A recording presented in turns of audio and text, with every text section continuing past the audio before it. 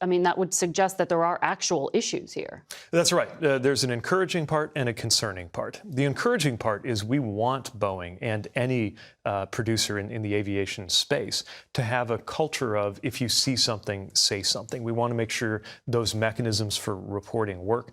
We have both whistleblower mechanisms to let us know something directly at the FAA, but in a healthy company, that should also be happening within the company. Were they discouraging it earlier? If there were evidence of that would lead to direct action. I'm not here to make an accusation like that at this time. If anything, we want you to err on the side of reporting. So that's the encouraging part. The concerning part, of course, is that any of those issues are happening at all. Right. And that's why Boeing is under a huge amount of scrutiny right now, including from the FAA.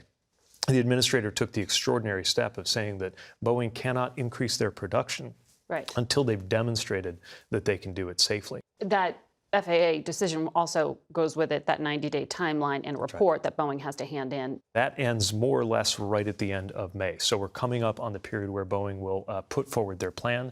FAA will assess it, then begins a process of accountability, monitoring, making sure they're conforming to that plan and that it's getting the results that it should. That doesn't sound like that moves quickly. I mean, the FAA administrator was on another network this week and said Boeing has a long road ahead to improve safety. How quickly is this going to move? Yeah, there needs to be some major change, and that's not overnight work. Now, to be clear, if there were an immediate safety issue, anytime there is, FAA acts immediately. It's why it took the extraordinary step of grounding, for example, all of those 737 MAX 9 aircraft until they could be specifically inspected and returned to service. So that hold is not going to be lifted next week when this report is turned in. That's what it sounds like. They're going to have to do more to demonstrate their readiness to safely increase production. And again, obviously the goal is for them to do so, but only on a safe and healthy basis.